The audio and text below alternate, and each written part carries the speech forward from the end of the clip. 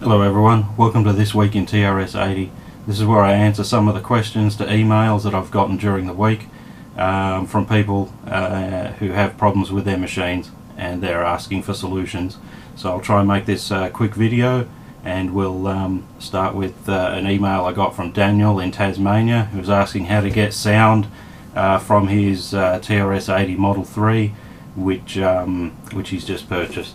So the way it's normally done is with a cassette interface cable like this, which has the DIN connector on one end and the three connectors, the three plugs on the other.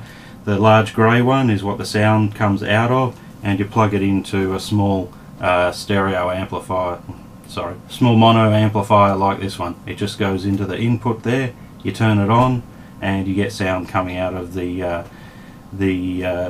amplifier for the games. Now if you don't have one of these cables, or you don't need it because you're not doing cassette stuff, I'm going to start making a simplified cable, which is just one of these DIN connectors and a single one of these. So that will just go straight out of the plug into your Model 3 and play the sound into your amplifier. So I'll make these available in the next couple of weeks, probably when I get back from Tandy Assembly. Okay. Second email is from Frank from Arizona. He has a 4P which keeps blowing its fuse on the video board, and the computer without a video board, he can't tell if it works or not. I was going to say that we have the Model 4 has a 4P has a power supply like this. It can have a bunch of problems. You want to check that the power filter, mains filter caps here, and here have not blown and are shorting out or are causing other problems on the board. You also want to check this power distribution connector here, can often get dry solder joints along there, so that needs to be definitely resoldered. And also check the power output voltages under load, which can take some specialized equipment. The description that Frank's given me is that not only does the fuse keep blowing on the video board, but also the computer doesn't attempt to access floppy drive 0 after about 10 seconds after being powered on, which indicates to me that there's probably some power problems on the power supply, maybe over voltage, maybe over current, or maybe the motherboard has also got a problem. You can't tell easily without a monitor, without a video board on those things. So I would suggest sending that power supply to someone who can test it properly, and see if substituting a good used power supply will get you back up and running. Alright. Third question, this one is from let's see, from David from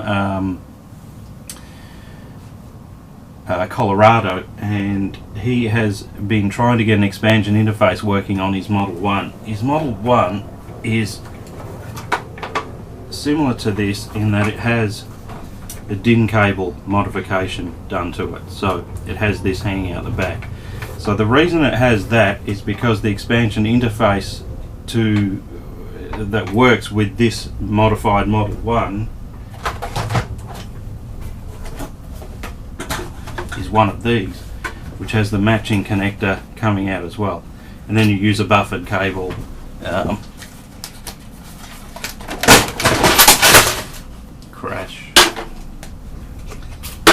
buffered expansion interface cable in conjunction with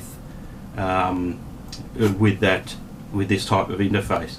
So without this on the expansion interface, it won't allow the RAS, CAS and MUX signals to communicate between the keyboard and the computer, which is why David's getting a mem size of 16K, even though he's got a 32K expansion interface. Now the later expansion interface boards, like this one here, which has the RAM running left to right. Doesn't require the buffered expansion interface cable. In fact, it won't work with it, and it requires just a straight through cable.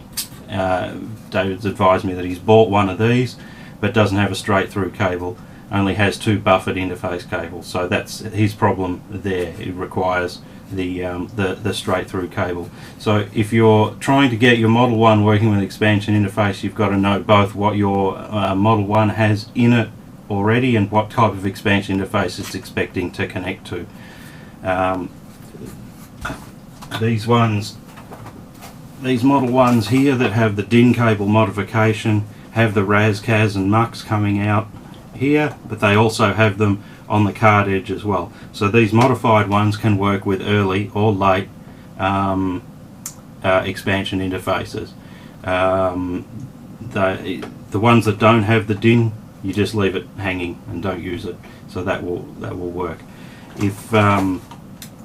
So the only problem is when you have an expansion interface that has the DIN cable on it and you have a keyboard like this that doesn't have the matching DIN cable tail hanging out of it, then they won't work together. So I think that's about it. Thank you for watching This Week in TRS-80. I'll be back in around 2 weeks time with another episode after Tandy assembly. Thanks for watching.